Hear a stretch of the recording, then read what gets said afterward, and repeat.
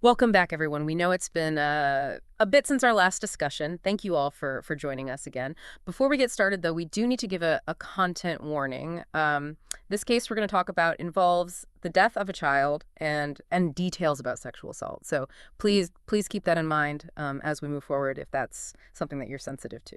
Today we're looking into a case that has really troubled investigators for a long time. The discovery of an unidentified child in St. Louis, Missouri. It all started on February 28, 1983. This discovery, sadly, was made in the basement of an abandoned apartment building. The address is 5635 Clemens Avenue. Yeah, and picture this. It's afternoon, two men, they're just looking for scrap metal, maybe to fix their car. Some sources say it was for their go-kart. Yeah. And they're down in this dark basement. They're using a cigarette lighter for light, and that's when they find her. It's a chilling scene. Detectives Joe Burgoon and Herb Riley, they were among the first on the scene.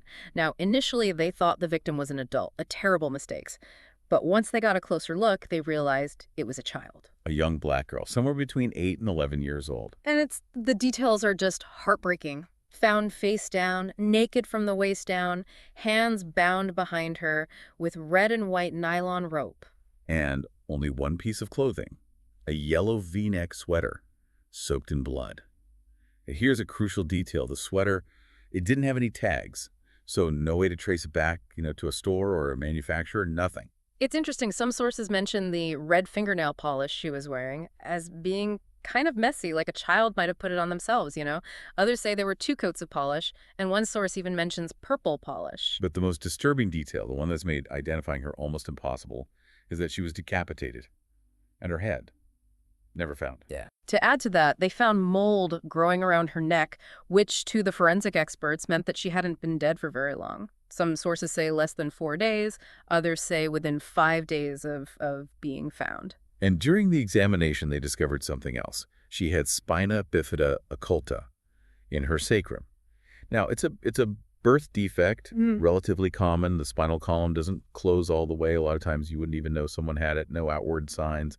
But it's a unique characteristic, something that could help identify her if they could match it with a missing child report or medical records or something. And she became known as St. Louis Jane Doe, Little Jane Doe, sometimes Precious Hope, all these names reflecting that lingering hope that she would be identified. What we're going to do now is take a close look at the timeline of this case. Yeah. We'll be very meticulous, very factual, and really lay out everything we know based on the information we have. So let's go back to that afternoon, February 28th, 1983. 2 men, remember they were looking for scrap metal, maybe a pipe for a go-kart, different sources say slightly different things.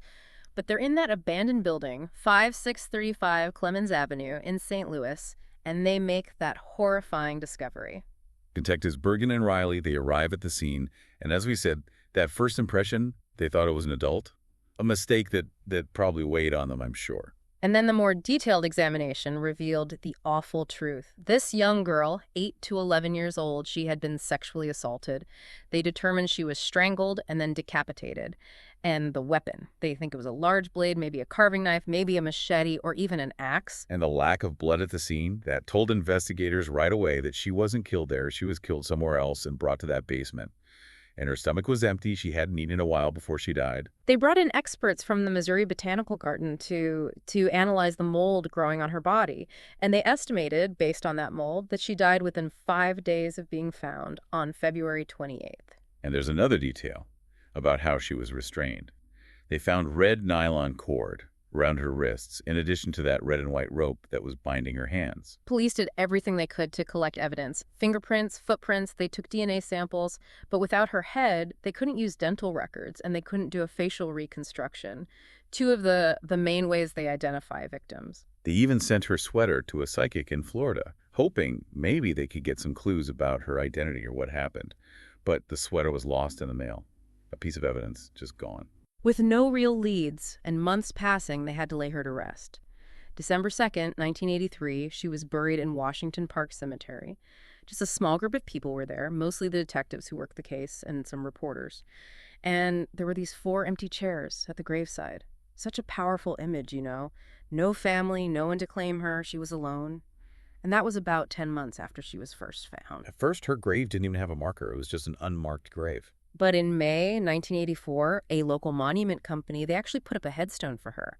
Some school children had noticed the unmarked grave and asked about it, and that's what prompted the company to do it. And they left space on the headstone for her name, just this hope that one day they'd know who she was. And over the years, so many leads, so many missing girls were investigated. But nothing ever panned out. Detective Bergen, he even went on Oprah in 1990, 7 years after she was found. He talked about the case, hoping to reach anyone who might have information. And then in '93, the TV show, Sightings, they did an episode on the case. And that's actually what led them to send the sweater to the psychic, the one that ended up lost. The apartment building where they found her, 5635 Clemens, it was demolished in October of '99. So even that physical location was gone. There was a woman in Kansas City in 2001. She was sure that Jane Doe was Native American, that her name was Shannon Johnson. She even spent her own money trying to prove it. But DNA testing proved it wasn't her. Detective Chad Garrison from the Riverfront Times, he wrote about the case in 2004, just trying to keep the story alive, keep people thinking about it. Then in 2005, there was a development. Vernon Brown, a serial killer, he was executed. He had murdered 2 girls in St. Louis back in '85 and '86. His methods, they were similar in some ways to what happened to Jane Doe. They questioned him about it, but he never confessed. And some investigators, they always felt that Jane Doe's case, it was too complex, sophisticated for it to be Brown. They decided to exhume her body in 2009.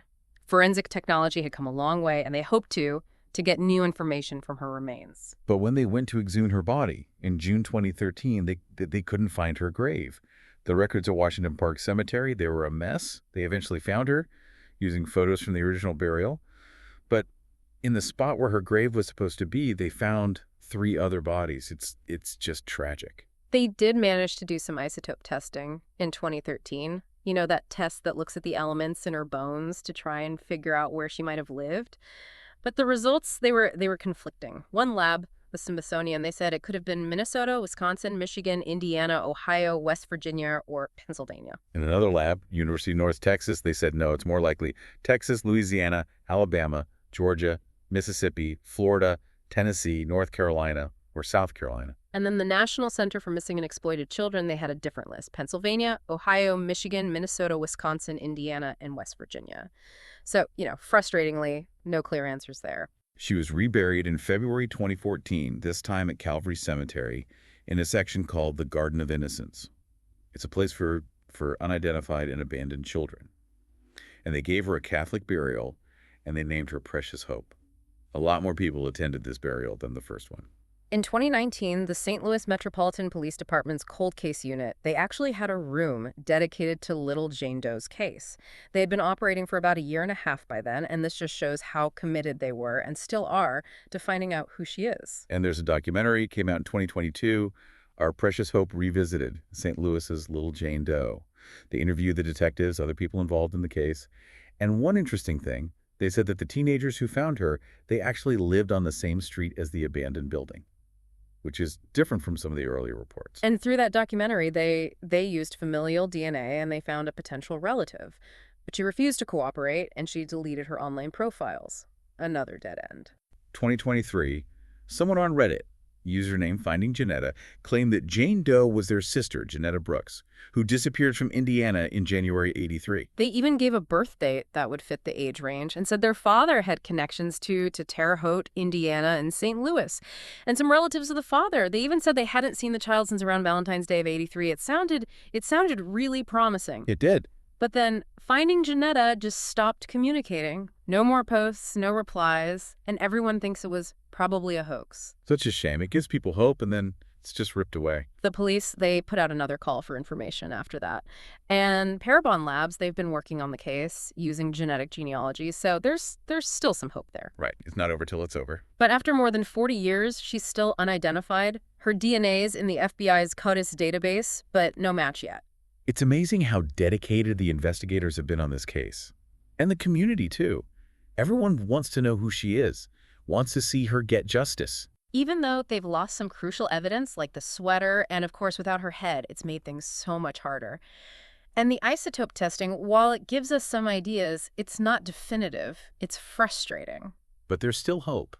Technology is always advancing, and maybe one day a new piece of information will come in or they'll get a DNA match.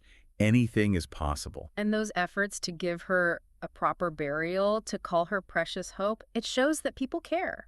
They haven't forgotten her. They have it. The big question is, will she ever be identified? And will whoever did this to her ever be held responsible? It's been so long. We just don't know. But we can't give up hope. We want to ask all of you listening to think back to the early 1980s, especially if you have connections to the Midwest or the Southeast. Do any of these details ring a bell? Do you remember anything about a girl who might fit this description who went missing? Anything at all. Any little detail could be important. If you have any information, please contact the St. Louis Police Department at 1-314-444-5822 or the St. Louis City Medical Examiner's Office at 1-314-622-4971. You can also call the National Center for Missing and Exploited Children at 1-800-THE-LOST. And remember, you can stay anonymous. Let's hope that one day we'll finally know who she is and what happened to her. Please share your thoughts, any memories you might have in the comments below.